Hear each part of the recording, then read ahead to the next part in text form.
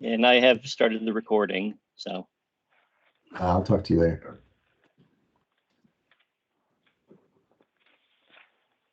Hey Ken, it might be useful if you stop sharing your screen right now because we're just seeing a mirror of the Teams meeting.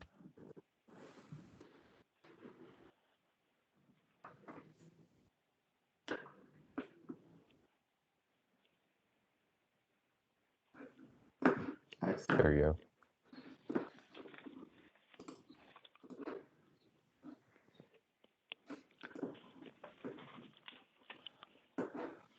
Well, Morning, Colleen.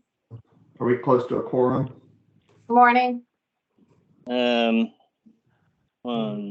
2, 3, 5, 6, 7. Yes, we are. Excellent.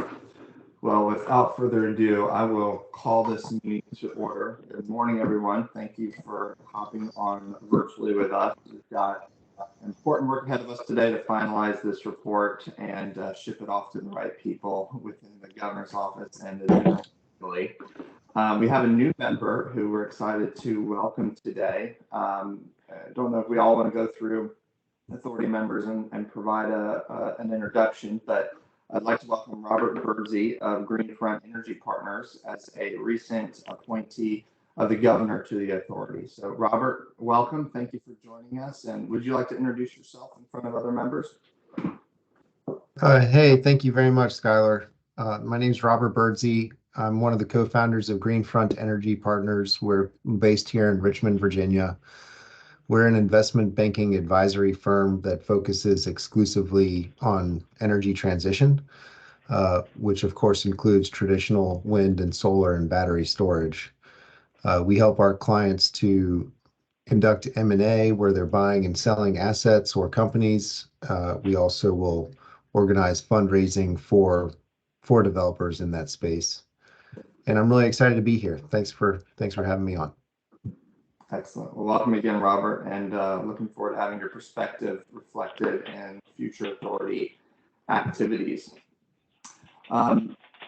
Moving on, entertain a motion at this point. Well, first we'd call for any edits or suggested changes to the September 13 minutes packet. I have two quick notes to share. Ken, just two spelling corrections. In terms of under the future meeting location, I believe is missing the word was. It should be and was told. And then at the very end of the minutes package, we called for the meeting to be this October 4th today, not November 4th.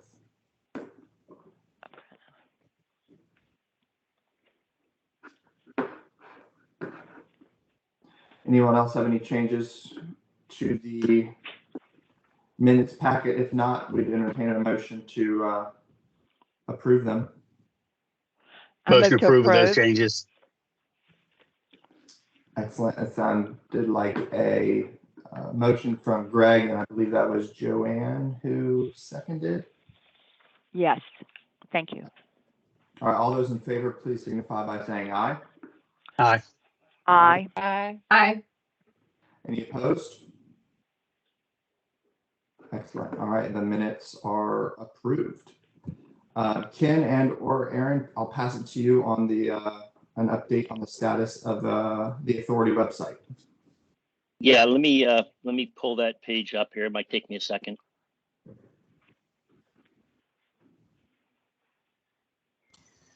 I don't know if others are experiencing video bandwidth issues with Skylar and a couple others, but I'm going to go ahead and go off video. I'll turn it on if I speak, but just want everyone to know that I am seeing a little bit of pixelation and voices coming in and out. All right, so as you all, except for our new member Robert, know, we were informed that as a government entity, we were not allowed to have a website on a commercial platform. It has to be within the state's system. And so our IT folks have been working on putting together a kind of it's a straw man for now. I'm sure there's going to be a lot of input, but I think it looks pretty clean to begin with. Let me go ahead and share my screen here, give you a peek at what it looks like.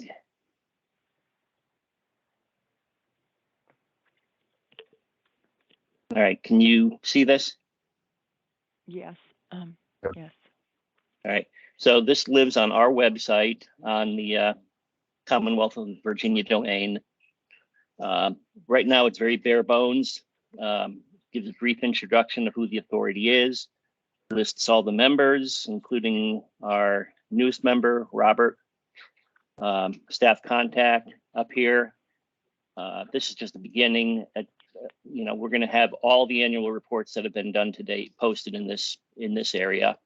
Links to the regulatory town hall, and then meeting information on our Virginia Energy website. If you go to this learn more, it takes you to a more detailed dive into who the authority is, what their mission is. And, I foresee this having additional links off of it to take you to solar legislation that's passed.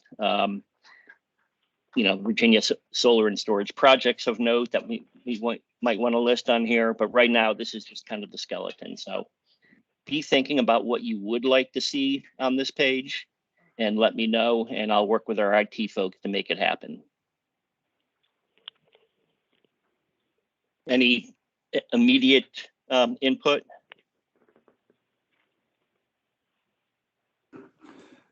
So Ken, that's in the Virginia Energy website /renewable-energy/solar-storage. Is that the Yes. HTML? Okay.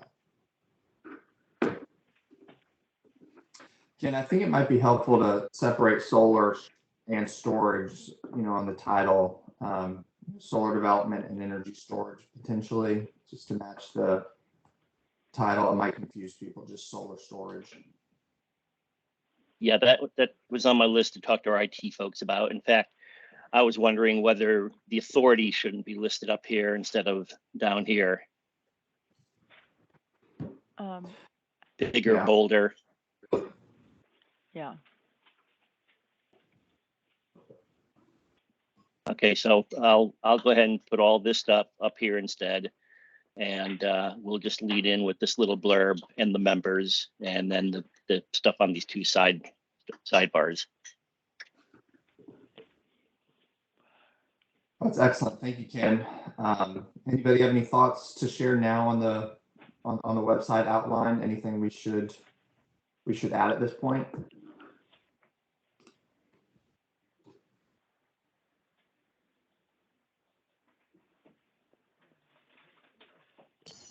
Cool. Yeah, I was going to say, sorry, I had to unmute here. I don't know how appropriate it is for us to put this on the website, but I could see an opportunity for us to talk about major initiatives in the solar, the energy storage, electric vehicle, and other type of renewable activities like wind, et cetera. I don't know, Ken, Skylar, to the extent that would be important or relevant for this to break that out. But I think if we had a way to maintain that, it could actually drive eyeballs and, more importantly, discussion of what's working and what's not working from folks. I know this is a big undertaking to keep that current. It's always, static websites are static and stale, and I don't know what we really want as the overall intent here. So I would just offer that as a discussion point, and So really, what are we trying to do? So are you talking in Virginia specifically or nationally? Yeah. Or okay. In Virginia?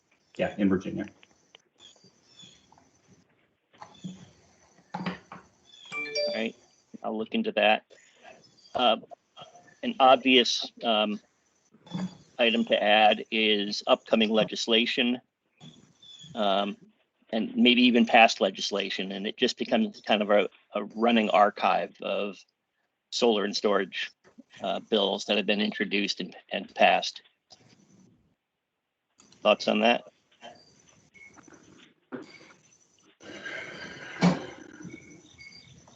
Yeah, I think relevant in, legislation as it influences and, possibly is tied to some of the either recommendations or some of the presentations that we've had where it is supportive of the expansion and meeting the governor's goals, I think would be a very good thing to tie together just to show how the legislation is supportive of those concepts. So I think that could be a very positive thing.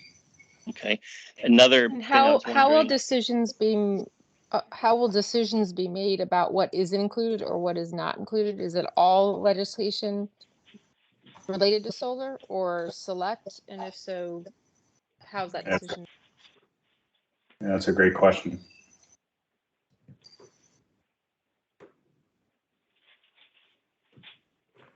I would think if it's pending legislation, that all legislation is relevant, Okay. whether for or against, but that's just my opinion.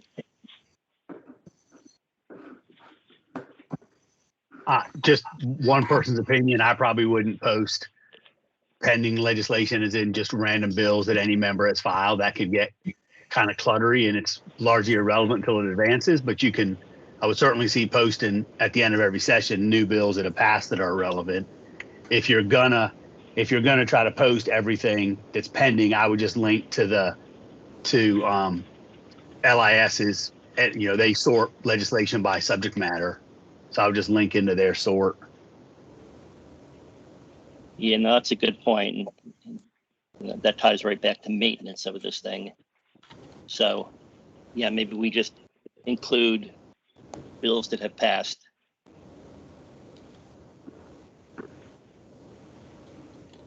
Yeah, thank you, Greg. That makes a lot of sense. And I think it might be helpful, certainly as we get this website off the ground, to have a agenda item on the first couple meetings of 24, where folks can bring forward suggestions, recommendations, or website updates, and get the approval on.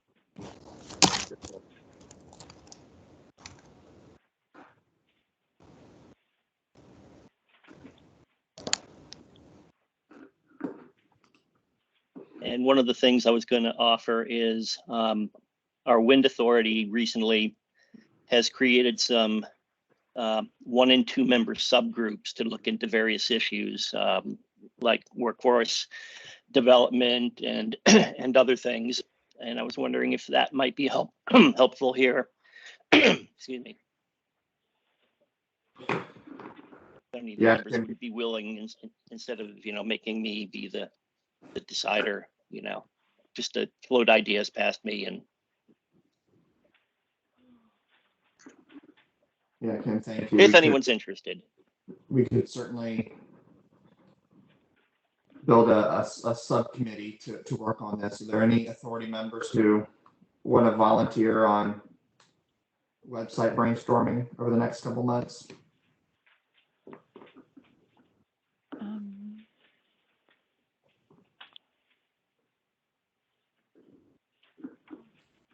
Yeah, this is Colleen. I'll volunteer to brainstorm. Yeah, and I wouldn't mind helping too. I come from a different perspective than some other people do, but yes, I'd be willing to. This is Joanne Webb. okay, great. And Ken, I'm happy to join in on that small subcommittee as well. Yeah. And I was thinking also, what about links to other organizations that are kind of out there fighting the good fight, including in Virginia? Aaron, does UVA or Tech have any particular sites up that are dealing with solar issues? Or is it just doing reports and stuff like that? They have some websites just with their resources that could be relevant. I think we do already link to them on some of our other solar pages on our website, but couldn't be excluded here either. Okay, you and I can maybe get together and talk about what's out there and what might be, good to have here. It never hurts to have things in more than one place. So again, I would ask the same question: who decides what gets posted and what doesn't? And I would caution the authority about including anything that might come across as endorsement. Well, Catherine, if I'm reading the bylaws, If it involves, if it involves like particular companies or anything along those lines. Right. No, I'm talking, other university sites, NGOs, stuff like that. Like linking to the IREC website to maybe SIA. No, but SIA does do advocacy, but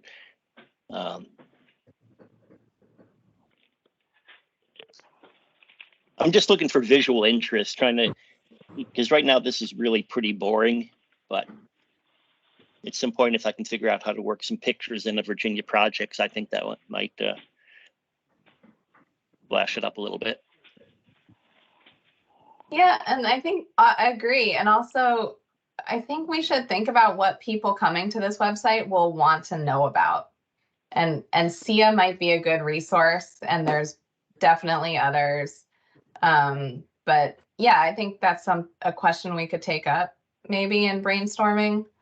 And then maybe we could also figure out a process by which we agree on what content to post. Whether that's like voting at the next meeting or having, a subset of people decide. I think that might be a good approach, is for the subgroup to come up with the ideas of who and what to put up here, and then at a future meeting, bring it before the full group. perfect. That sounds good to me. Thank you, Ken. Thank you, Colleen and Joanne, for stepping up to help. And we'll try to get a couple website subcommittee meetings on the books prior to our January meeting. Ken, I'm going a little bit out of order. Should have done this from the outset, but I see several more folks have joined. Ken, could we do a roll call of authority member attendance and attendees so we know who's here and who's not? I see a meeting guest, and then I know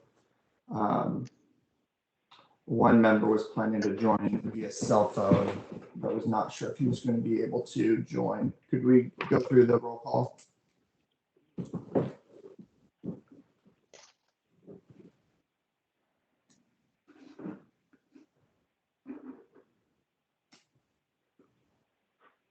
Hey, Ken, we're not hearing you. Oops, sorry, I was muted. Yeah, hold on a sec. Let me go to the members list. All right, Paul Duncan is here. Skylar is here. Joanne is here. Colleen. aye, yes, here. Yes. I saw Michael Walsh earlier. Is he still on? I'm here, thanks. Okay. Robert Birdsey. Harry Godfrey. Nope. Rumi Mota. Greg Habib is here. Catherine Bond is here. Michael Herbert. You out there? All right, so we've got everyone but Michael, Harry Godfrey, and Rumi Mota. Excellent.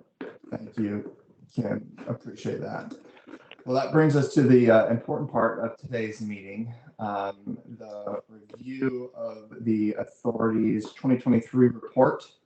I hope to get consensus wherever possible on this report, certainly in the overview of the activities summarizing the past 4 meetings that we held in 2023, what was said and what was discussed. And then once we have agreement there, would like to move down to recommendations. Hope again to have consensus wherever possible here, but if there is not consensus, we will vote on each element of the recommendations, and the authority will move forward with a majority vote as described in our bylaws. So Ken, thank you for sharing the screen.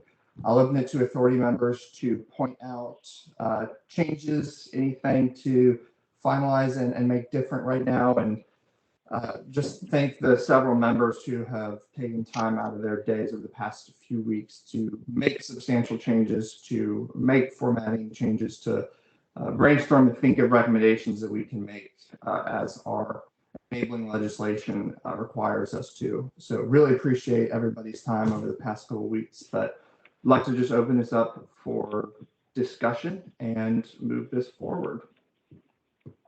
One thing I'll add is the one item that I've not included in here yet, and I don't know whether we need to, in terms of presentations, was Aaron's presentation at the last minute, in the last meeting. Comparison of states, but I've got something ready to drop in. I was just, at the last minute, I was being mindful of page limits for the new guidelines, but if you think it's important enough that we drop that in, I'll take care of that and then recirculate. Yeah, Ken, I think that would be helpful to put in. I like the small blurb that was in our minutes summarizing Aaron's presentation. I think that's pertinent. I mean, we included Mr. Meyer's presentation on energy storage, so we'd love to include Aaron's presentation as well. I'll do that. I've got it ready to go. Okay. And other than sort of the formatting, the changes associated with updates to the presentations, were there any other substantive changes that were made since the last version we discussed at the previous meeting? Yes, Catherine, on at least 2 occasions since then, Ken has circulated updates, some of which were comments from you and your colleague, Ms. Cosby. I took some time to update and make some corrections on the local permitting report. So yes, this has substantially changed since the September 13 meeting, making updates, expanding a little bit, and adding a lot more meat to the report. I'm just asking, and I did see this morning that there was a new draft circulated recently. I'm just asking for a synopsis of what the substantive changes were. Again, not so much the formatting type, typographical or grammatical changes, but substantive changes.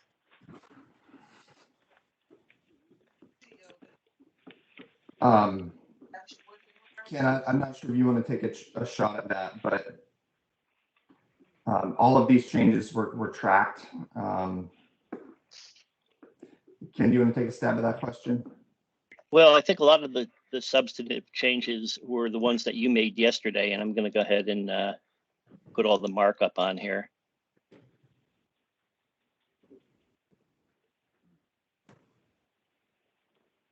All right, let's see. I'll go down to the stuff okay, so all of this blue stuff was added yesterday. It's blue in my screen, but all the stuff from Skylar. Give you a minute to read through that.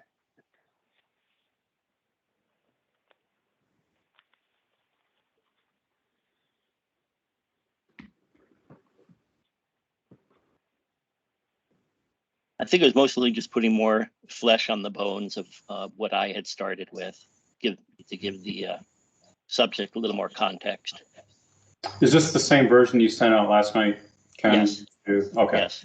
Okay. So no changes in that right now, right?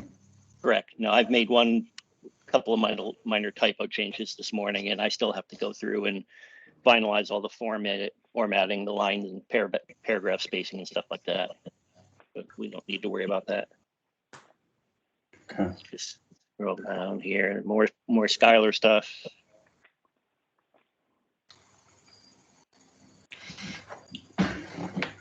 Yeah, I read through it late last night and I didn't see anything.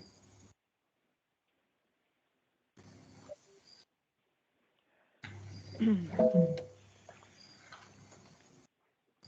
think some of these details do add a lot of importance to this issue. Yes, it adds more details that really talk about individual counties, and it does add a depth of understanding, I think, about some of these issues that are happening in rural areas. Yeah. I think that was a good Agree. add. Agree. Yeah. And this is the only change I made this morning, spelling out the Solar Alliance the first time. Let's see what else. Skylar added the manufactured in China. I thought that was an important thing to add.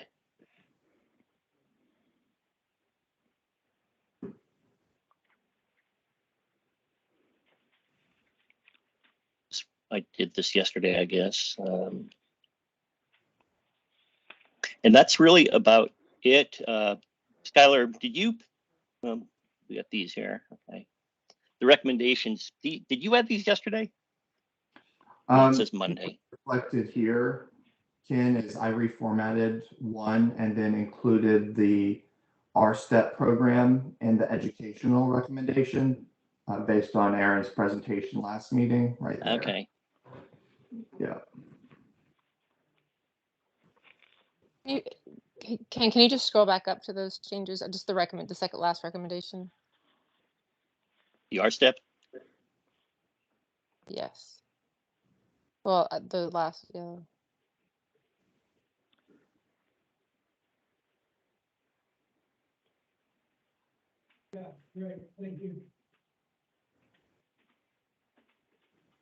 Just a comment there. It should be the U.S. Department of Energy instead of EPA. Thank you, Aaron.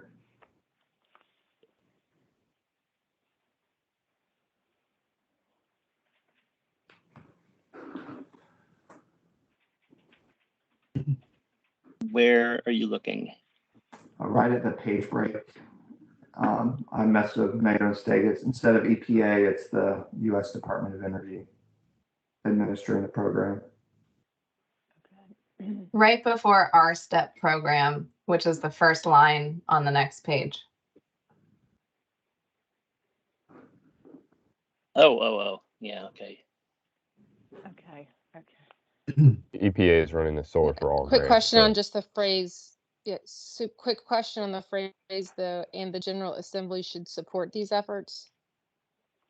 Is that appropriate language in a report such as this from these authorities? Well, Catherine, this is we are making recommendations on what they should and shouldn't do. This is a grant opportunity, and I think support would come in the form of a letter of support, very similar to the one we did for the Solar for All at the last meeting. I'm not suggesting that it's. I'm not suggesting it's inappropriate for entities to show support. I'm questioning whether in a report such as this that is phrased, we recommend, and it is focused and it has something along the lines of General Assembly should support. Is that, does that trigger? I would yield to Greg on this, but does that trigger lobbying, or is that because it's phrased as we, and we are the members of the authority. And so again, I'm no objection to trying to get support, but naming the General Assembly specifically in a sentence that says we recommend. Yeah. I mean, so we talked about this sort of philosophically last time, a little bit of should we be making recommendations to the administration and to the legislature about policies they should be advancing and steps they should be taking. I don't know that it was unanimous, but there certainly seemed to be some consensus around the idea that we should actually be advocating and taking positions. I don't think it triggers any kind of lobbying. We're not being paid by any entity and that kind of stuff. We're a state authority that wouldn't have any problem doing that. If the issue is the word we, because it's we reflects members as opposed to the authority itself, I don't see a problem either way with that one. But if that made people more comfortable. But no, I certainly believe that this authority should be making recommendations to the governor and should be making recommendations to the legislature to take executive or legislative action, this would be consistent with that.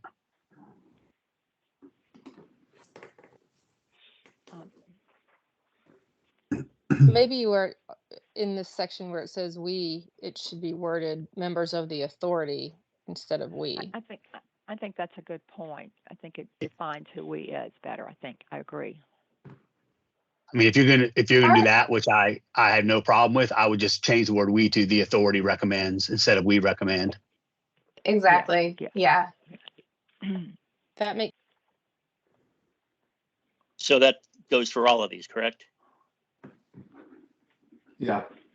I think that's Yes. That makes sense. Okay. I think that's correct. I think that's correct because the authority can make a recommendation even if a few of the members either abstain or don't vote, or frankly, don't, we don't want to necessarily put anybody in a position where they have to sort of vote for each recommendation, because if you word it as the authority members or the authority itself,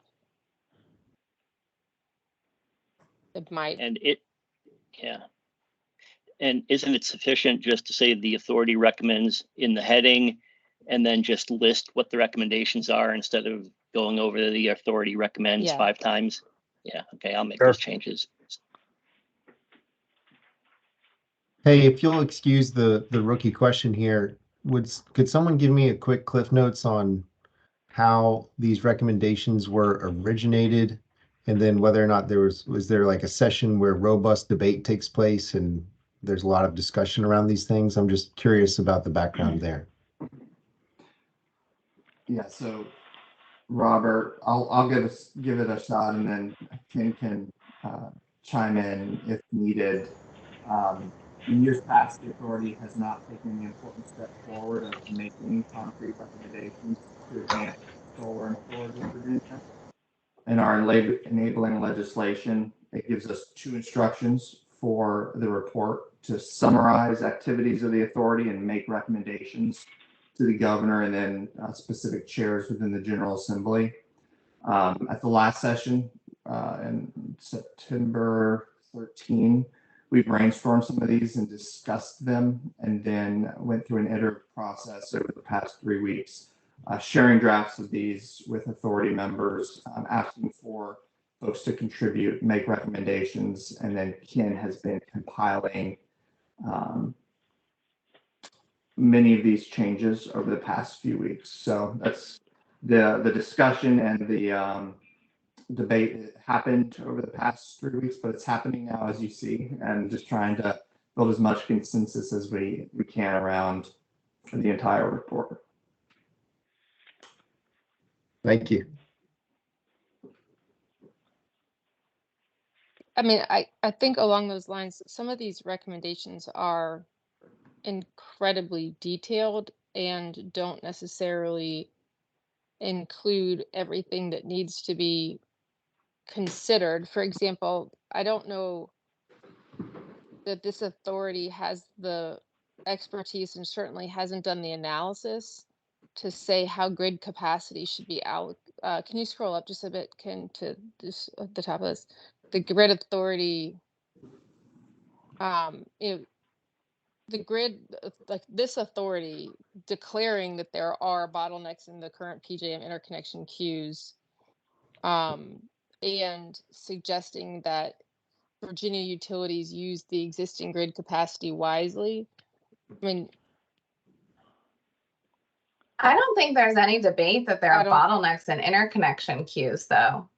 I mean, I the don't. PJM know that- interconnection queue is frozen until 2026. It's one I of would the again. top I topics. think it's. I think the phrasing is really. I mean, so given the bottlenecks, you could say that given the current status or the number of projects awaiting review in the PJM interconnection queue is much different than what this says right now. And I think grid capacity and the things that need to be considered there's a long list, like reliability, economic development. There's a lot of other things that should be considered. So anyhow, I think the recommendation, though, is saying consider, right? Consider replacing near retirement fossil assets with solar and energy storage. So we're asking utilities in Virginia to consider these recommendations. can you scroll down just a little bit too? I mean, I think when we say we support the SCC, the authority supports the SCC in requiring Virginia utilities to streamline distribution interconnect process and revoke unnecessary burdensome rules that make distribution level projects cost prohibitive. So again, there's no contemplation of, while maintaining a focus on reliability and safety or anything along those lines. I mean, in its current form, many of these, as worded, I think are such that there are things that should be considered if we're recommending these things that are not included. So again, understand that there are many things here, very good points raised on many of these, but some of what's here, the declarative statements and some of the recommendations, I think, are less than unanimous. Yeah, I think to me, the question is, and I don't disagree with the way that Catherine just phrased it at all, but the question would be, is there a recommendation that's not appropriate for this authority to make, or is there simply a recommendation that some members will agree with and some members won't agree with? And if it's the latter, then I think we'll take a vote and we decide on that kind of stuff. If it's wordsmithing to get members to agree, like for example, if Catherine was okay with, if it said require, in addition to other solutions, utilities to consider grid enhancing technologies. If it was wordsmithing, I think it's worth the effort to wordsmith to get as close to unanimity as we can get. If we can't get there, some people just agree and some people disagree, and we would vote on it. And then if there's something where we've left our scope where it's appropriate for us to have an opinion on, if we start offering opinions on, K-12 education or something like that, or crime, then I think the question would be, is it appropriate to include? I would, as I read these, I think those are good points. Yeah, so I was going to say, I think they're probably appropriate to include. I understand, especially the ones that reference the utilities, why the utility would want to have specific comments on that, and they should. And I think if there's ways to get to unanimity with wordsmithing, I think that's worth the effort. And if there's not, then we should go through the effort and then see where we land. And I don't want to slow up the process here, but I mean, there have been multiple simultaneous edits, Ken, that you've had to manage. You've done a great job at that. But if we are being asked today, and I don't know if we are, but if we're being asked today to discuss the recommendations, I'm totally fine with that. I don't feel like I'm in a position, or frankly, any of us are in a position without having discussed and sort of voted on each of the recommendations and seen them in their final form to know, again, I might not necessarily have objections to some of what's here. I'd just like to know what the meaning behind some of this and what the needs are. And it would be good to have that discussion in advance of having a vote.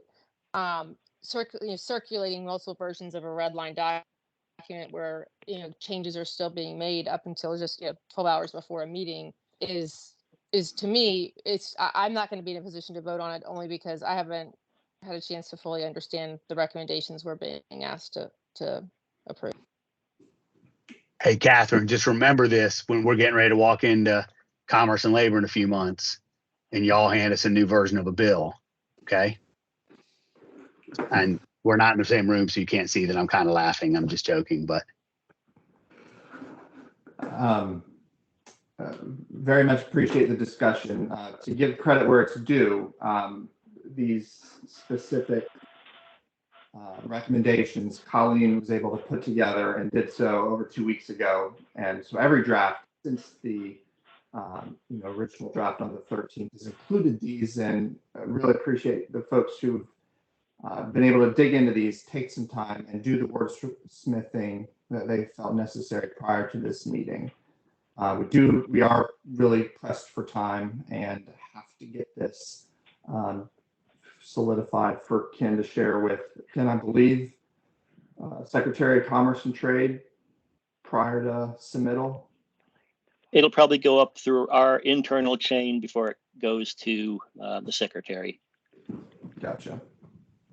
And again, none of my comments, Ken, are directed. You've done a great job trying to manage the input coming from multiple directions. So appreciate your hard work in getting that done.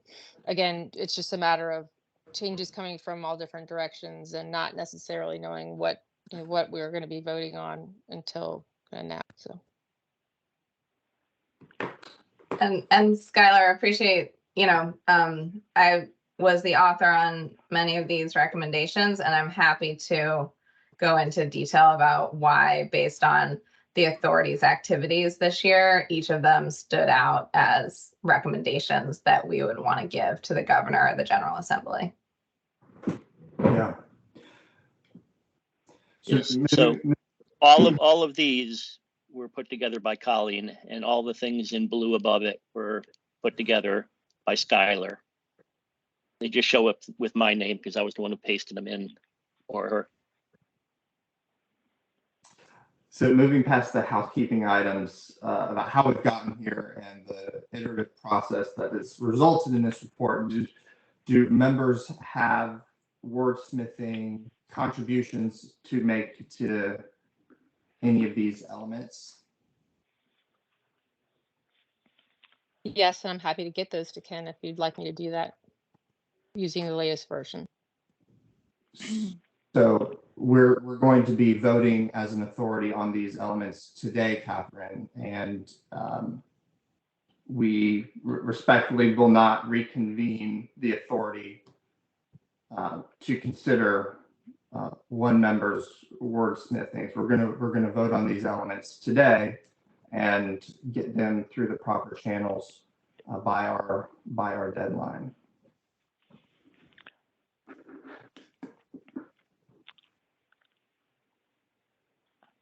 And if there was a decision to reconvene, it would have to be in person. Okay.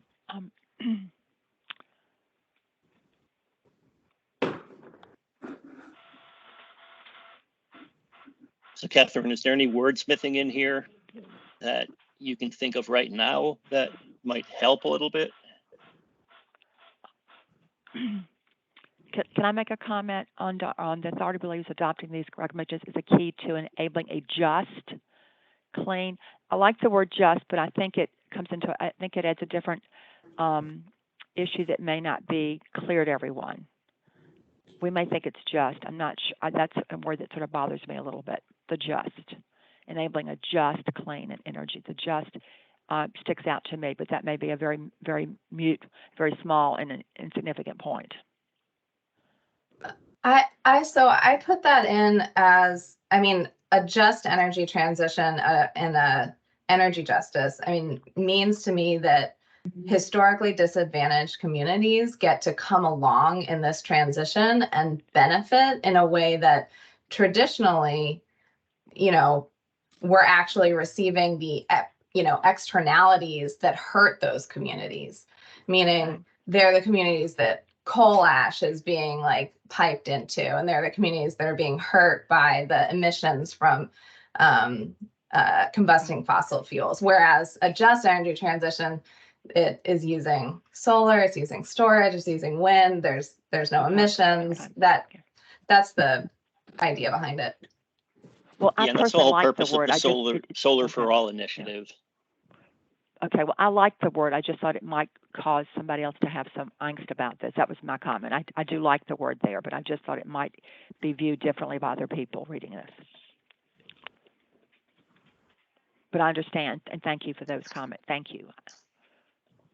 I would say that from a wordsmithing standpoint, where the authority recommends the filing for unblocking, I would reword that from a wordsmithing standpoint to say the authority recommends addressing concerns associated with solar and energy storage at the distribution level. And in doing, this is the one below that, and that if that is a recommendation that is to be made, that it needs to be done in such a way that does not, that also bears in mind reliability, affordability to non-participating customers, and safety. Can I build on that and make the recommendation that we could replace unblocking with promoting, since that's in our authority's mandate? Would that be That makes sense. Sure, appropriate? I think that makes sense. I think the authority recommends promoting the development of at the distribution level, provided it can be done in such a manner or in such a manner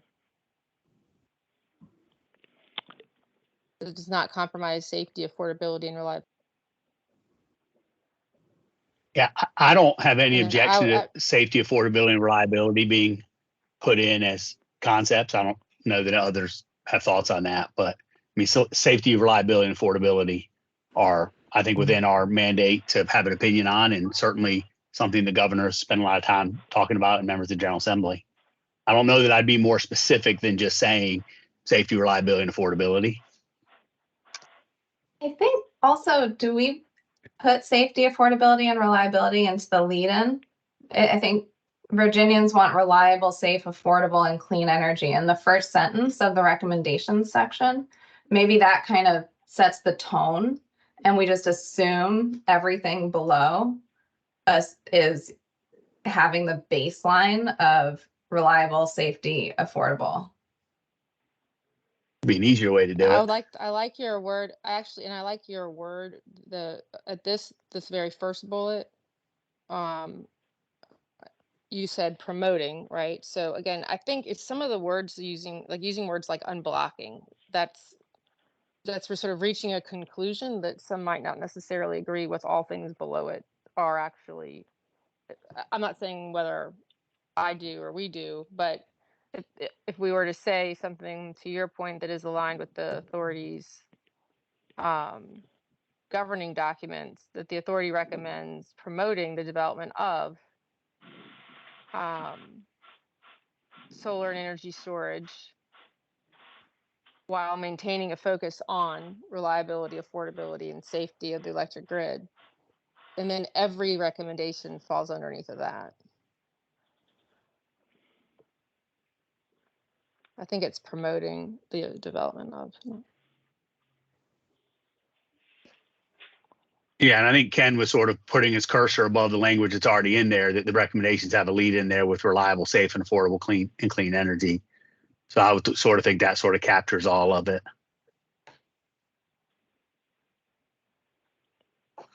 Yeah, I think it captures Maybe it in a way that is, but it implies that they are in conflict with each other and not the focus, a primary focus of the recommendations. The recommendations are premised upon promoting the development of while maintaining reliable, safe, and affordable energy.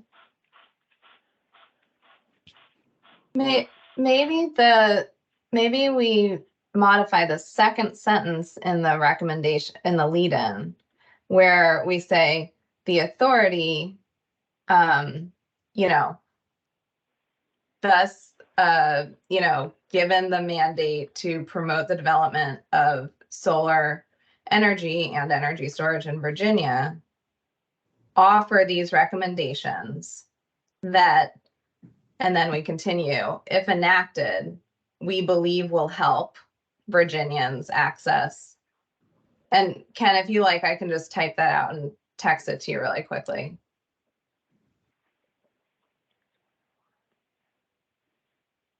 So does that make sense? So we lead in with saying Virginians want reliable, safe, affordable, clean energy, but there are barriers to development of solar and storage that we acknowledge. And part of that acknowledgement is actually creation of this authority originally. It was for the promotion of the development of these technologies. So now we say, given that the mandate of the authority is to promote solar and storage, we offer these recommendations, which we believe, if enacted, will help Virginians access preferred clean energy and create the economic and health benefits associated with transitioning to the clean energy economy in the Commonwealth.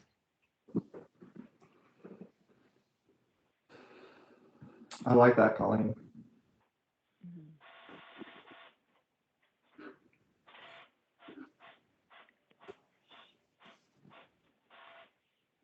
If something were to be added that, again, maintains a focus on reliability, affordability, and safety of the grid.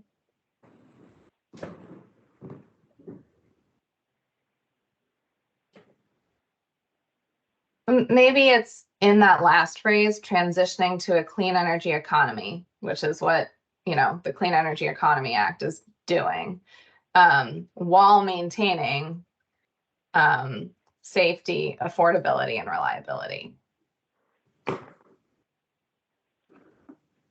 I mean, so reliability, safety, affordability are embedded in the Clean Economy Act. I don't think it's meet the goals of the Clean Economy Act and do these things. It really is embedded in all of this. Like, we can say the words over and over again, but any recommendation ought to be taken into account the advancement of clean energy in a safe, reliable, affordable way. And so I would just put a sentence up top. All these recommendations are set forth to encourage the promotion of renewable energies in Virginia in a safe, reliable, affordable manner, consistent with, the policies enacted by the General Assembly or whatever. But I think you have some catch-all language, a lot easier than trying to wordsmith every single one, is make it clear that every recommendation acknowledges those basic principles of our current energy policy. Agree.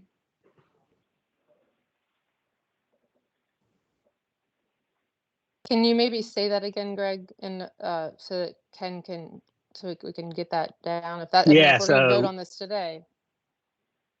Yeah, so I mean, where Ken is, you could, so there's a couple ways you could say it. You could either say these recommendations, if enacted, will help Virginians access preferred clean energy in a safe, affordable, and reliable manner while creating economic and health benefits. Or you could more explicitly say that all these recommendations are based upon the promotion of solar energy storage in a safe, Without, affordable, reliable way. I think what you would say is not so much in a safe, but without compromising, or should be advanced without compromising safety, affordability, and reliability. Yeah, I think that probably makes sense. If Ken, you want to take a stab at the 8 versions you just heard? I'm going to try to type something in the chat, Ken. Well, here, I think the way that Catherine just said it, these recommendations, if enacted, will help Virginians access preferred clean energy and create economic and health benefits associated with transition to clean energy economy in the Commonwealth without adversely affecting the delivery of safe, affordable, and reliable energy. And should be Can we undertaken make it a without. positive too? Like, while improving? I mean, No. yeah, I think Because we'll I probably think have this disagreement on that, but I like energy that. transition is going to improve the quality of energy delivered to consumers in the Commonwealth. But we Like, have for to also example, I'm acknowledge- looking I mean, we forward to have having also a solar. acknowledge that it presents challenges. Like, it also does present challenges. They're not insurmountable, but we still need to maintain a focus on reliability, affordability, and safety. And so I don't think we can make a declarative statement that all those things absolutely, in all cases, will contribute to affordability, reliability, and safety. We have to maintain a focus on reliability, affordability, and safety while undertaking these things. Yeah, no disagreements there. It's just that when I envision the kind of transition complete, it is a much more reliable, resilient grid because there's more distributed solar and storage across the grid that allows you to have higher levels of reliability and reduced outages and higher safety levels. So I think it's a little bit just word choice, but I think without compromising is fine with me.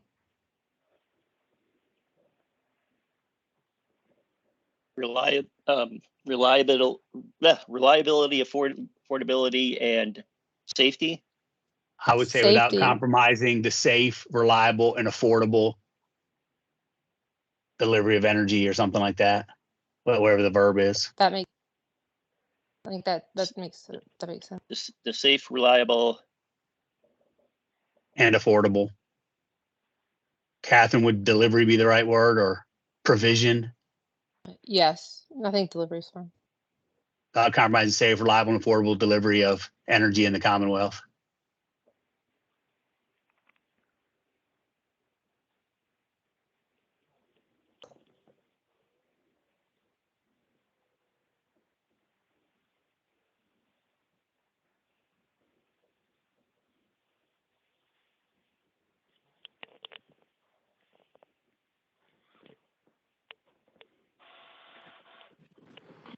Excellent. Thanks, everyone.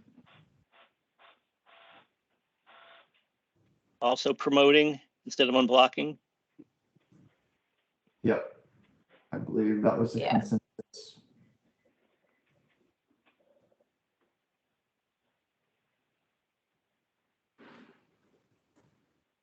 And then I think where it sort of declares that the utilities, there's the final recommendation. I think that support the SCC in requiring all of that. I think that at this point it's already before the SCC, and there's lots of different perspectives on that. So I would suggest removing that bullet altogether. And if you don't want to remove it, then I'm happy to provide some suggestions for changing the. I'd like to hear the suggestions.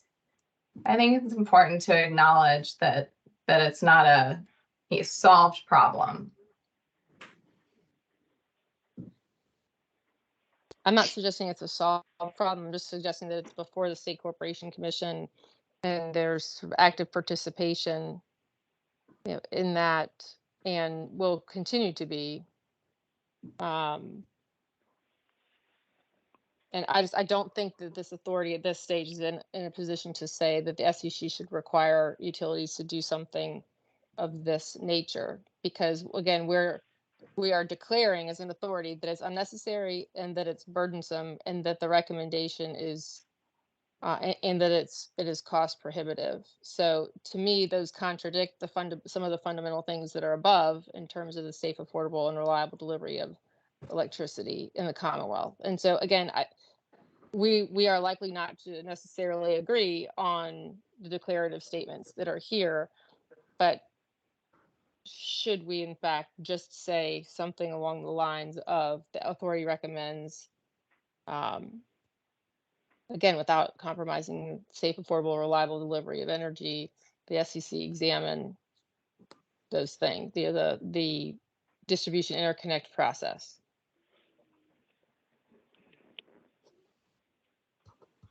Hey, Catherine, can I ask you just a question you might know the answer to from a just a status where we are? Can you go back to that one? I'm sorry.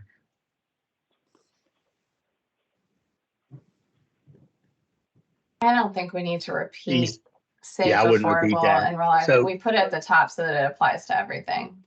So, Catherine, are these questions ones that are currently would be in a docket before the SEC currently, or are they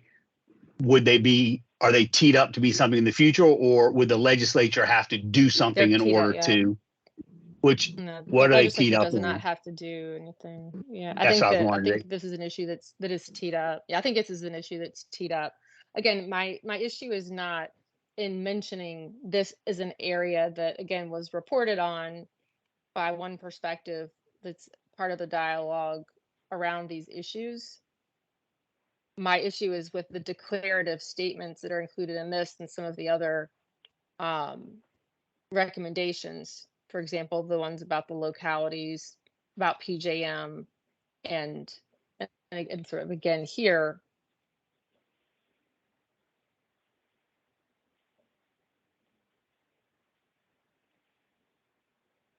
So I actually probably would wordsmith this one, although I'm not sure it would make Catherine, I'm not sure it would make you happy. And I don't mean that in a flippant way. I mean, I'm just not sure we'd get to where you would want to be. I'm not sure the legislature should support the SEC. I'm not sure that is a concept. And I apologize for not having sort of thought of that earlier. I do support the idea of us encouraging policymakers to look for ways to streamline the distribution interconnection process and revoke unnecessarily burdensome rules and make distribution level process projects cost prohibitive. I do agree with that. So if I were drafting this now, my recommendation would be that we recommend that policy makers, look for opportunities to, and then strike everything before the word streamline. But I would agree with that as well. Yeah. And one of the things that I mentioned in my recommendations was please correct anything that's legislatively and like regulatorily incorrect in the way that we're making the recommendations. So I think that's a really positive change.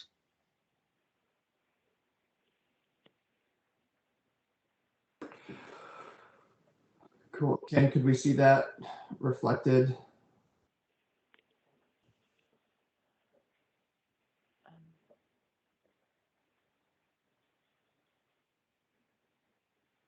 So I would say, if this were me again, I would say policymakers should instead of the legislature should, because frankly, it's all branches of policymaking in this one. And then rather than support the SC and require Virginia utilities, I would say seek opportunities to streamline or advance policy to streamline.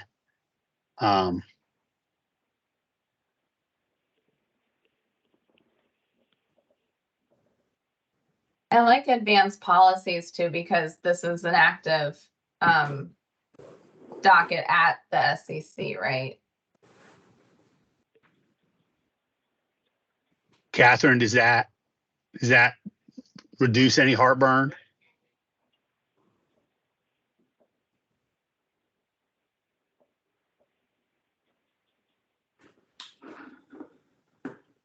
I mean, again, I think that advanced policy to streamline distribution interconnect process is fine. I think after that is still an issue. So my Because reading, like the question with that is it cost prohibitive to the individual developer or cost prohibitive to overall customers who might be absorbing some of those costs? I don't know exactly what we mean by cost prohibitive, and if this is a recommendation the legislature or other policymakers are going to get, we've got to, I think, be clear on that. Yeah, but what you're really talking about is unnecessarily burdensome rules. And so, I mean, it's hard to not be in favor of removing unnecessarily burdensome rules. We're not coming out and explicitly like blaming somebody for that or setting out what they are, but they should be aware of the processes and when they've become unnecessarily burdensome.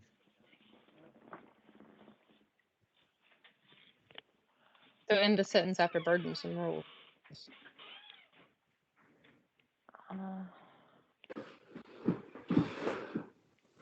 Yeah, I mean, I like it as it is now, but I understand that we aren't all going to agree.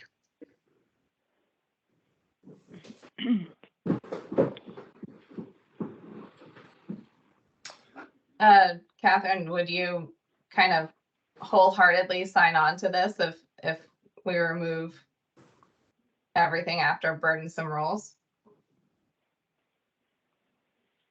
I mean, again, I think that there's some other recommendations that might need wordsmithing, but I'd be more comfortable with this language in this particular section if it didn't make the presumption that related to some of the, you can leave rules and put a period after rules.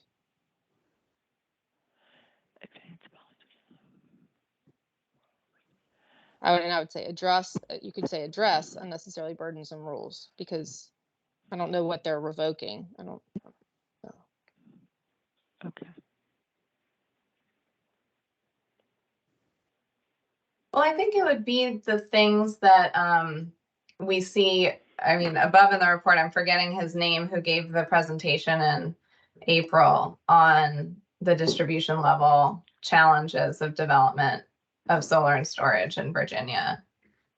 And I think, so, okay, first of all, we still need the word rules. And then I think that Oh, one's fine. sorry. And I mean, I guess address and revoke are similar.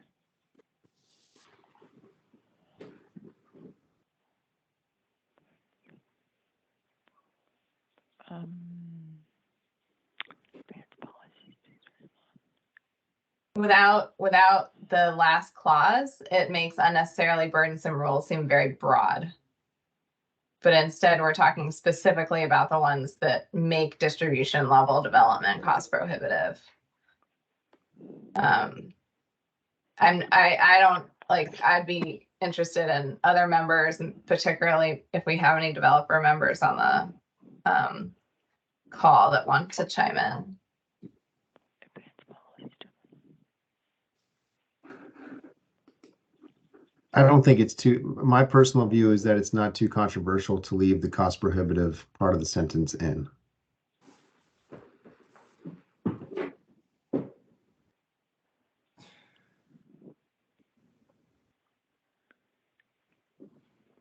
Yeah, and I mean, we spent some time and energy adding in the safe, reliable, affordable elements to the beginning, so that sets the stage here.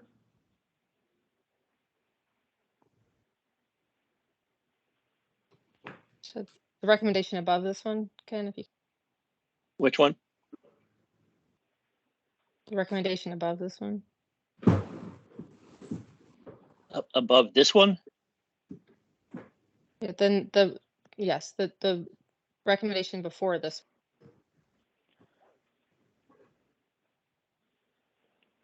Font. This one?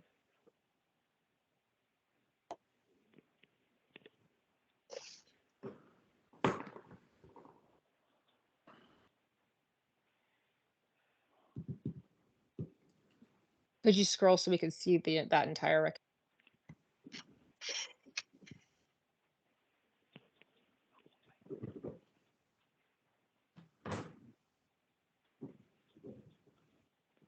I mean, I guess again, there's a presumption that the Virginia utilities are not using existing grid capacity wisely in this, so that's my primary issue with it.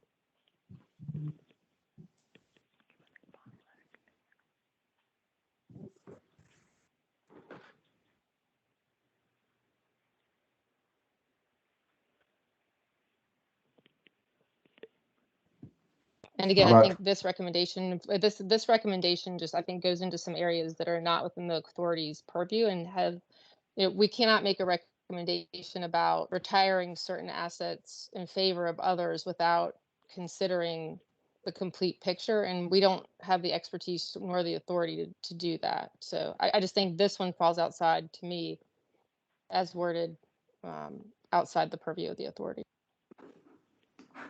I would argue that it's not outside our purview. I think it's perfectly fine to have disagreements about whether these are directionally how you want our recommendations to form, like the form of the recommendation you want it to take. But just going back to the very simple job that the authority has of promoting the development of solar and storage in Virginia, transmission level projects are blocked because of interconnection queue delays. So here are some ways that you can add more solar and energy storage by using our existing grid capacity wisely. One is replacing near retirement fossil assets that already have interconnection capacity available with solar and energy storage.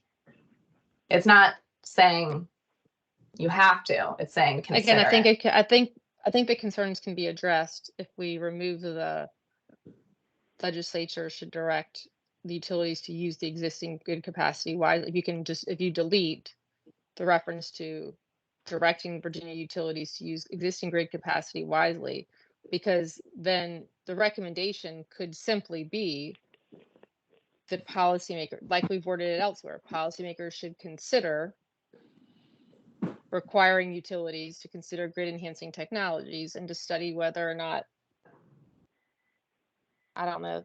Again, I don't know that the authority should make a recommendation about PJM, but I'll leave that to others. Would it help if legislature was changed to policymakers here and wisely was changed to more efficiently? Because isn't that the whole idea of the gets? Again, I think it is, if it is the recommendation, then it should be just the recommendation that we recommend that policymakers consider requiring utilities to consider grid enhancing technologies. Keep that bullet.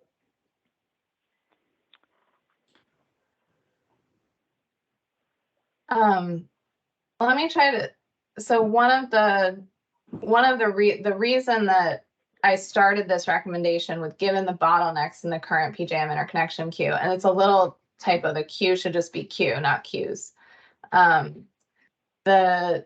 Is that given it is difficult to add new resources at the transmission level right now, and given that, so two ways to do that are to interconnect them at, you know, at transmission nodes or add new transmission capacity. So that's actually assumed in here, but not stated.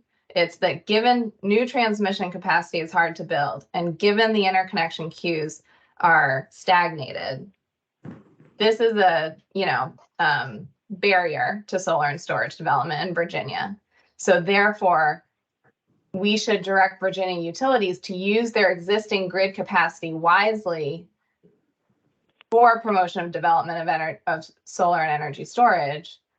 And then the recommendations are kind of presuming that we can't build new transmission, we can't interconnect new projects unless we do these creative things. It's kind of like use existing grid capacity creatively, if that is a better word choice.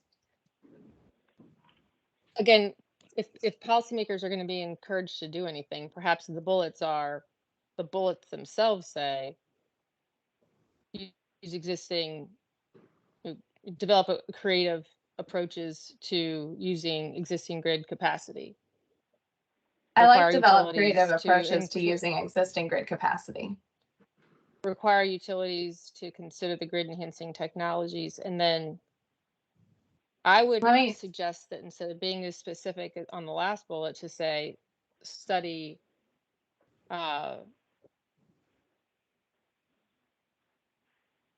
opportunities to reduce time in a queue, whatever queue it is. That's distribution or trend.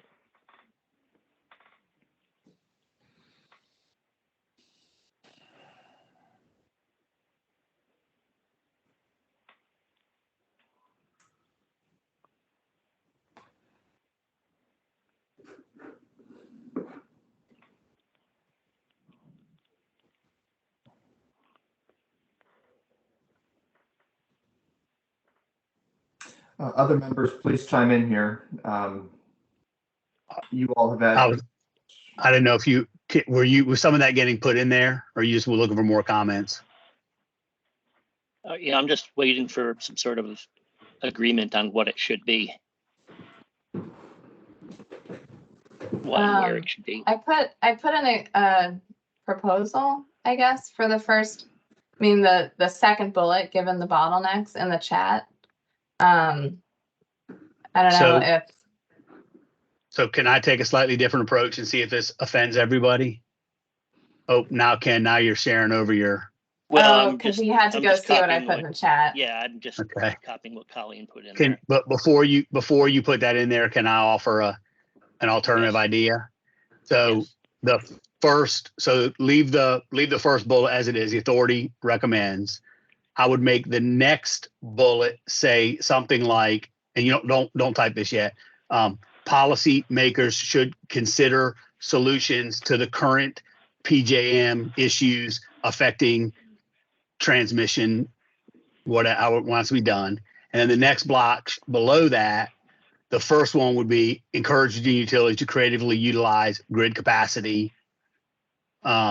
require utilities to consider grid enhancing technologies, study whether PJM reform or PJM departure would provide a faster path to low cost energy, and structure it that way.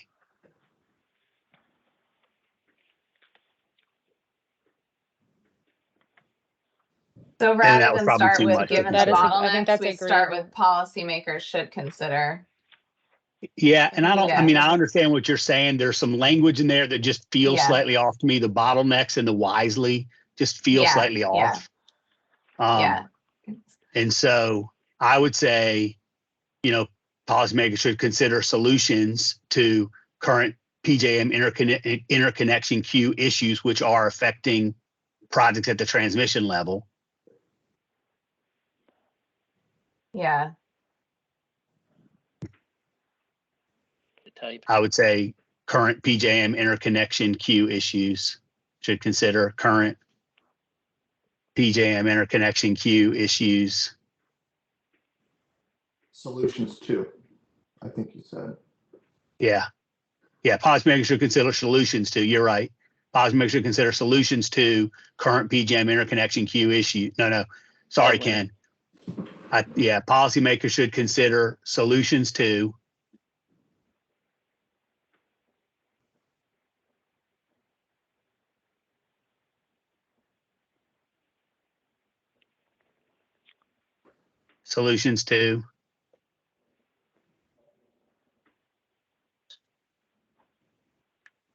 Consider solutions to current PJM interconnection queue issues that are, and then I don't know again how you phrase it. Is it barriers at the transmission level? I put in the chat, maybe the issues which are delaying projects trying to connect to the grid at the transmission level. I think that's good language, Carly. I agree with that, and I Okay. agree, Greg, with your approach. all right. Do I need to go back to the comments? I can just read it to you. So Yeah. after issues, I would just, that are, and then after that are, you can delete, or just write this and then delete the rest. Yeah, I'll do that. Delaying projects trying to connect to the grid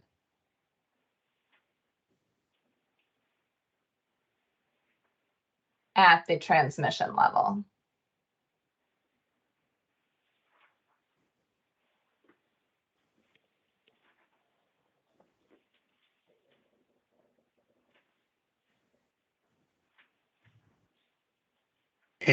And then, so then the first, I agree with that. And then I would make the next bullet a version of what Colleen had said before, but it's what you just cut out. Wait a minute.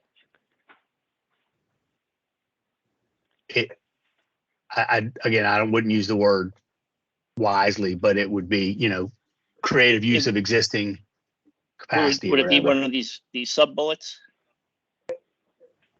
I would.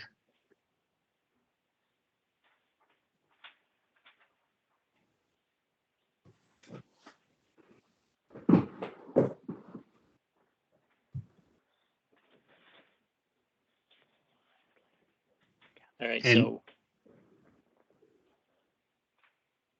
So to me so Colleen's given you language, the second part of her first sentence in that chat comment, given the bottlenecks, blah, blah, blah, but it's the creatively utilize existing grid capacity.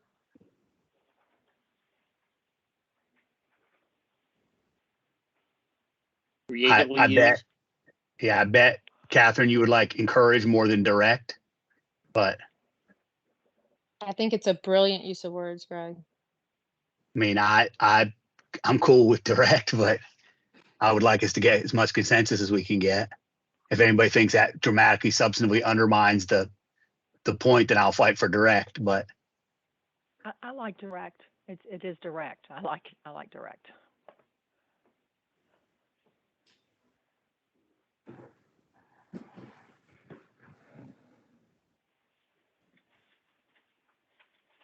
Well, I see these then as a sub bullet to this one.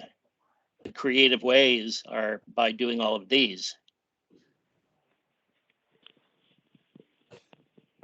I agree, Ken. So also you can delete wisely because we wanted to replace the creatively concept so that we don't have wisely, so we don't imply anything that we don't mean to. I think there would be a colon after capacity, and then we would delete the word example right above.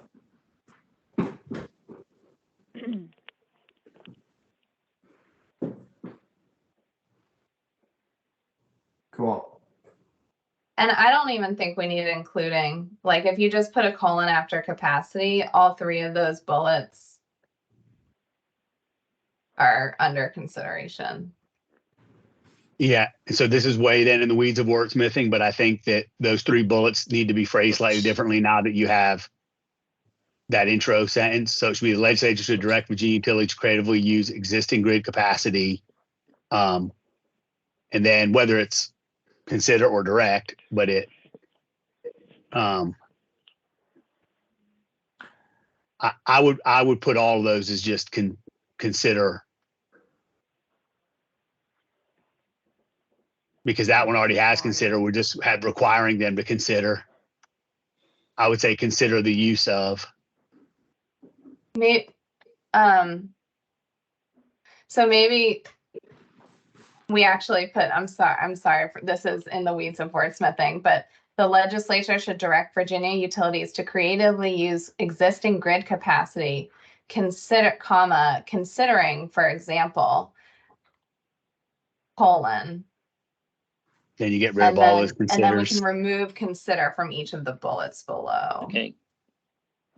Especially the second one, which says consider twice now.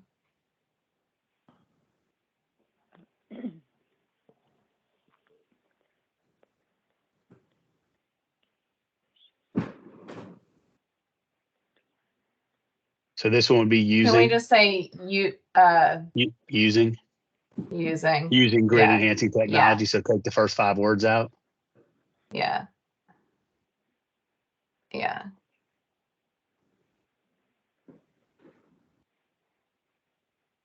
And then studying. Yeah.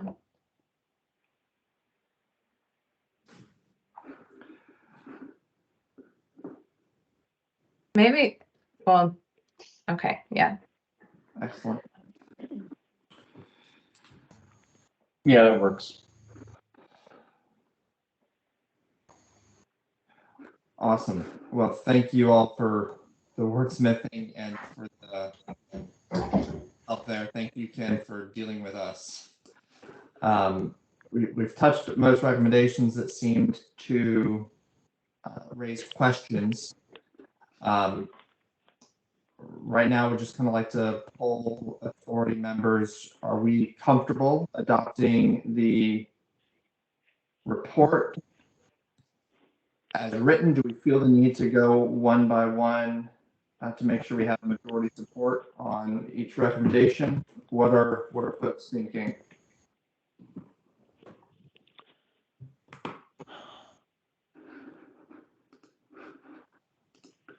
What I can do Can you just is scroll back up to the other recommendations, Ken? Can you just Sure. scroll back up to the other recommendations? I think there was another page of recommendations, is there not?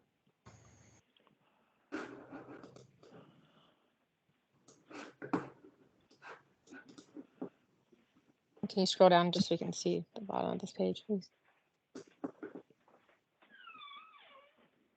Thank you.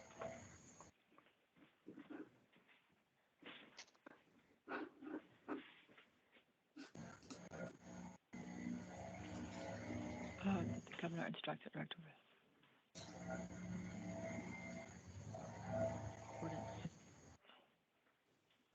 Ordinance recommendations. The governor instructed director.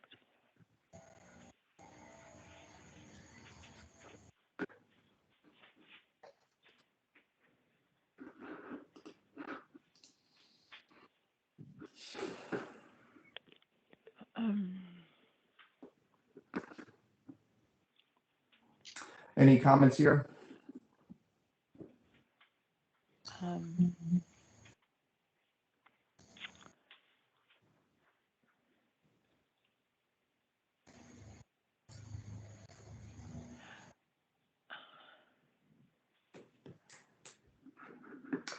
A couple of other items to raise. I recommended we not include the appendices describing the history of the authority.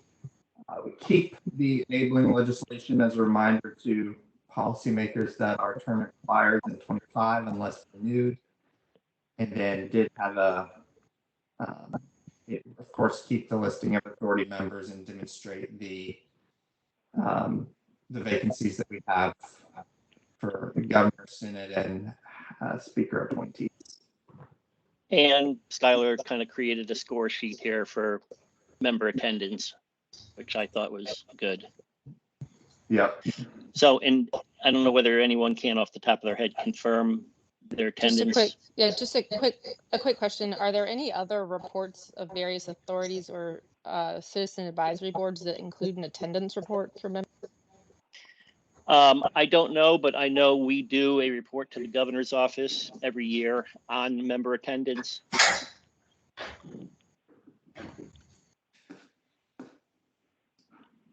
Yeah, we've struggled a couple times this past year to reach a quorum, and thought this would be a useful tracking tool. I think Yes, this may come into play in whether or not members are reelected. Just a Or quick re-upped. on Robert. Can you just score Robert, it? sorry, you're new and I'm picking on you. The term expiration date, I think, has a typo. 273. oh, Robert will still be kicking. He'll be here for another 1,000 years. And does everybody's appointment expiration date look correct? Yes. Great. And what I can do is after cleaning this all up, doing all the final formatting and stuff like that, if you all are going to vote to approve it now, send it out later today, give everyone a chance to read the thing in full. And if you find errors, corrections, typos, and stuff like that, those can probably be easily incorporated. It sounds like you've all made it through the big hurdles, which I knew the recommendations were going to be those. Yeah, Ken, I think that's an excellent idea. Let's clean this up. I think if there are any formatting, spelling, grammatical changes, I think we'd have the authority's approval to make those as are seen best fit. But we do have the meat of everything solidified now. So with that, with 15 minutes to spare, would entertain a motion to approve the 2023 annual report of the Virginia Solar Energy Development and Energy Storage Authority, to get it to the right folks for eventual delivery to the governor and chairs of the proper committees in the General Assembly. I make that motion. Second. Second. Who was the second? I was Paul. Greg. Paul Greg. Kennedy. Whoever, doesn't matter. You want to flip a coin or you want me to just pick one? Pick I one. think I heard Greg first. Well, a motion having been properly made and seconded, all those in favor, please signify by saying aye. Aye. Aye. Any opposed?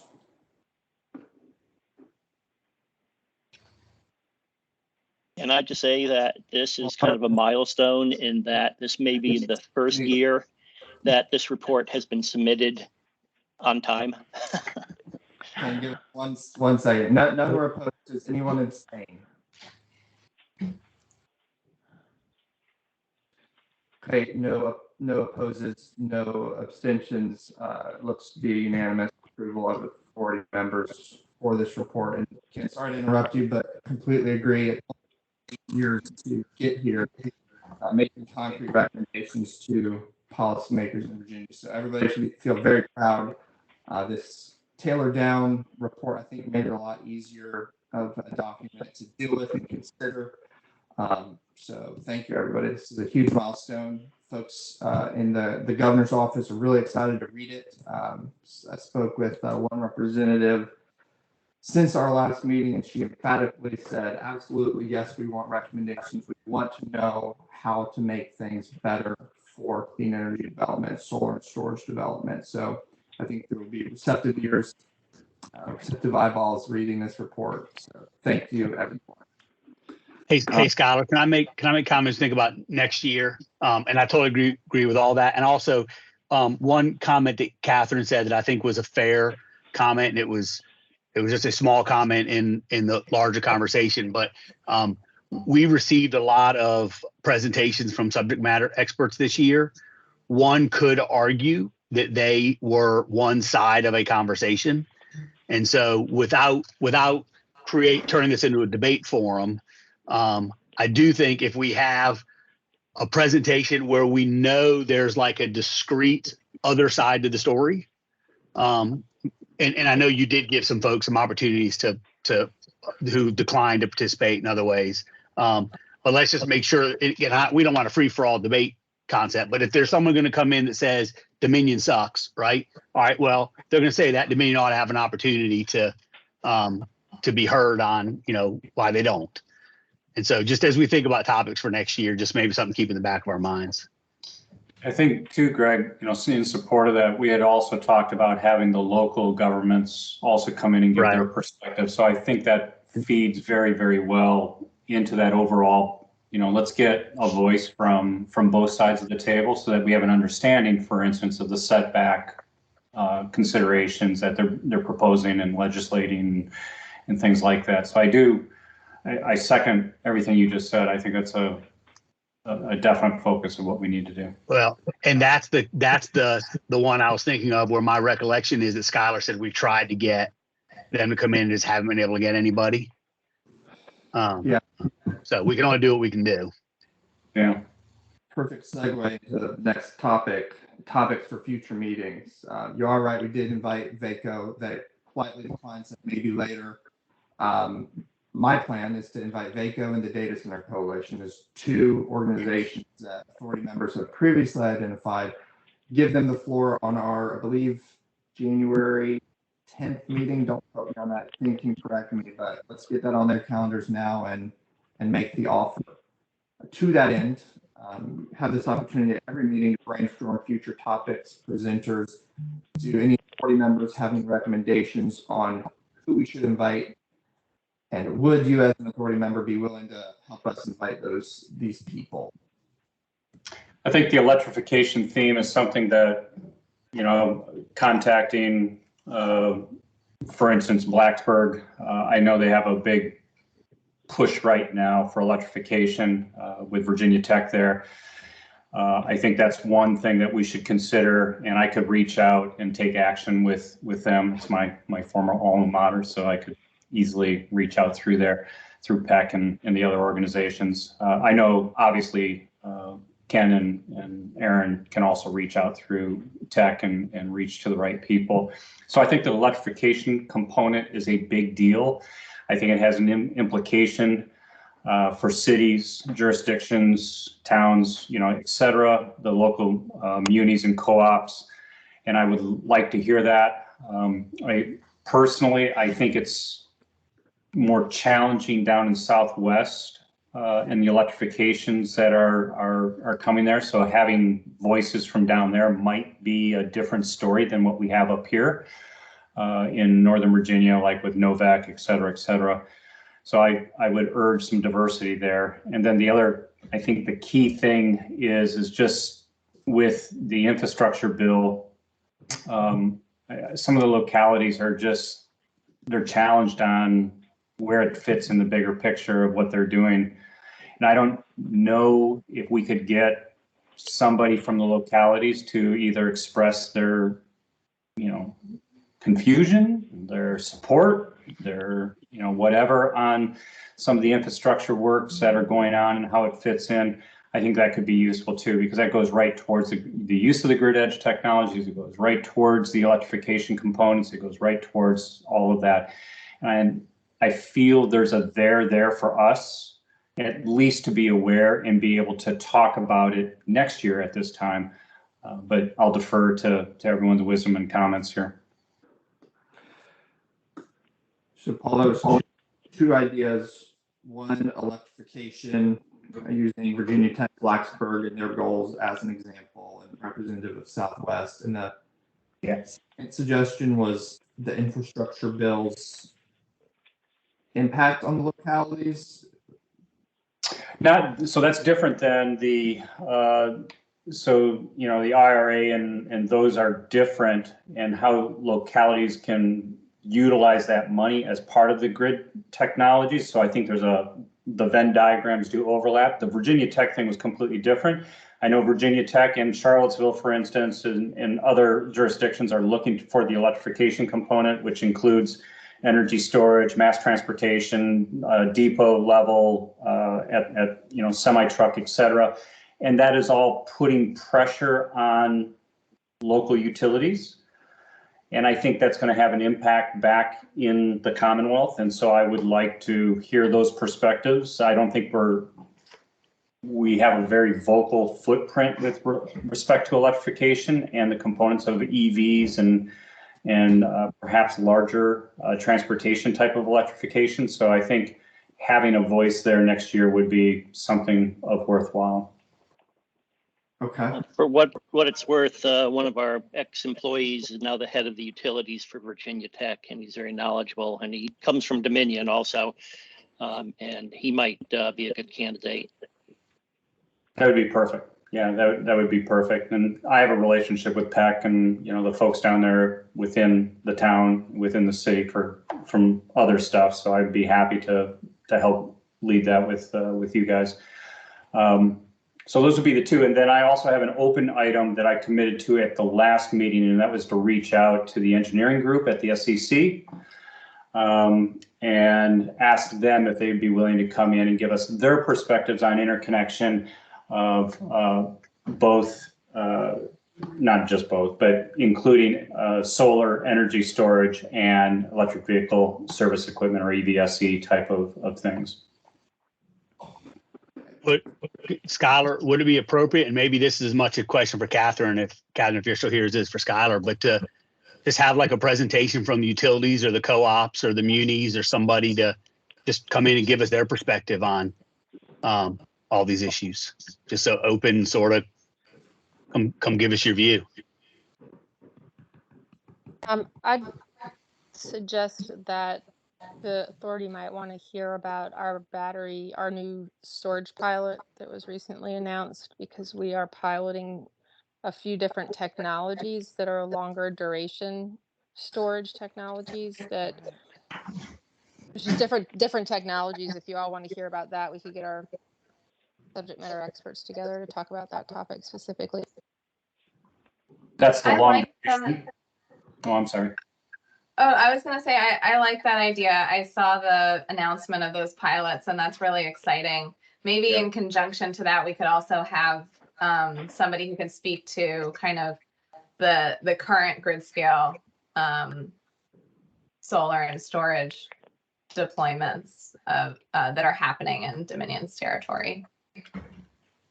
And Skylar, if we haven't talked to him, maybe it's worth inviting Sam Brumberg from the co-ops to give us a solar and energy storage and co-op territory update. And he's volunteered several times. Yeah. His schedule has never worked. Sam would be happy to do that, I'm sure. Same with APCO. Same. Yeah. Oh, everybody. Do a APCO, co-ops. I mean, I don't know if we can squeeze them all into one day, but I don't know if someone on behalf of the municipals wants to talk about what's going on in their territory. It'd be a cool idea to have an extended workshop with as many co-ops and munis as we are willing to get together, as are willing to attend, to talk about solar and storage and exchange ideas. And EV. I think EV is the snowball coming down the mountain. Our discussions with Public Power show it's a very big unknown for them. Excellent. Okay. Thank you. I've done my best to jot these down, and then Ken, when we make the minutes for this, let's try to spell these out as discrete topics for 2024 meetings. Do demand response technology and solution providers fall under our purview? Like vehicle to grid or residential storage, things like that? So I think the short answer, let me take a stab at that, and then we can discuss how accurate this is. So when we talk about demand response, we're typically talking about load type of technologies, demand response, right? So the question then becomes, when you couple that with the generation, and you mentioned EV, and you mentioned, maybe residential type of storage, we now have a dispatchable resource that can actually act as that generator behind the meter to provide equivalently, to reduce load. So I get the demand response component, but I also think these are behind the meter DER components. And you're exactly right. The EV to grid or of that nature, where we have rolling storage that potentially could be putting energy on the grid, I do think is under the energy storage component bucket of our charter and where we are, because it is storage. Just because it's got four wheels doesn't take it out of the contention. I think Tesla sitting in our garage absolutely is part of that discussion. Whether it's behind the meter or above the meter, utility scale is not a distinguishable factor. And the aggregations of these devices will move the needle for the local utility as well as for the transmission utility. So in aggregate. So I do think it is under our umbrella to be very much cognizant of them. I don't know the role due to the penetrations and where the technology lies in the pipeline, if it's our focus, but I think it's a discussion piece in our overall purview. I don't know how the other members feel about that characterization.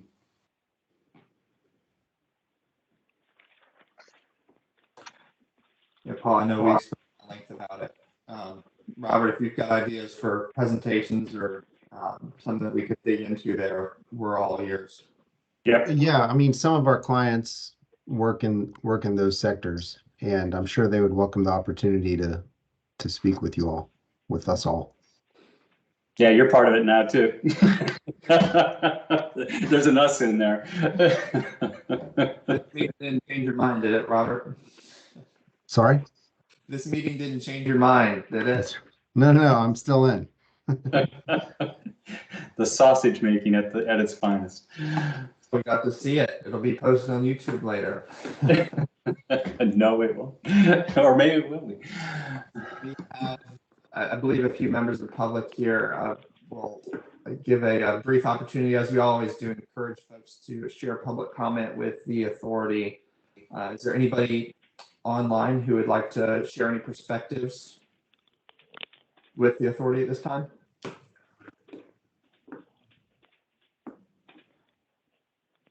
right, well, Chris and Abigail, if you join next time, I'm going to call on you by name to share some comments. But are there any other items to address today? Well, let me just say the next meeting is January 9th, not the 10th. Thank you. 10th is the start of the GA. Yeah, thank you, and appreciate that reminder. And I, as mentioned last meeting, have been in contact with the clerk of the house, and I believe next week they will open up the system for us booking a room in either the Pocahontas building or the new General Assembly building for future meetings with all of their technology capabilities, easy parking, and a nice meeting room for everyone. So that's the tentative location for the meeting on the 9th, if they're not too busy preparing for the session in their new office buildings. But we'll let you all know as soon as possible. And Robert, we have meetings set quarterly in 2024. If those aren't already on your calendar, Ken will share those with you just so you can Yeah, get I'll need to forward those to you. Yeah, I'd appreciate that. Thank you. Perfect. Thank you, everybody. Huge congrats on taking this important step forward. Ken will share a final draft and a PDF form with folks today, make any formatting changes, and then get this shipped off to the folks at the Energy Department, and then the final recipients of the report. If there's nothing else to add, I'd entertain a motion to adjourn until. Yeah, before you do, I'm going to send the final copy out, but when I'll give you till what, tomorrow close of business to get me any things you see in there? Is that enough? Yeah. Yes. Okay. Would entertain a motion to adjourn until January 9. So moved. Second. Second. All those in favor, please say aye. Aye. Any Aye. opposed? Thank Thanks, you, guys. everybody. Appreciate Thank you. Thanks, everyone. Bye. Thanks, everyone. Be Thanks. safe.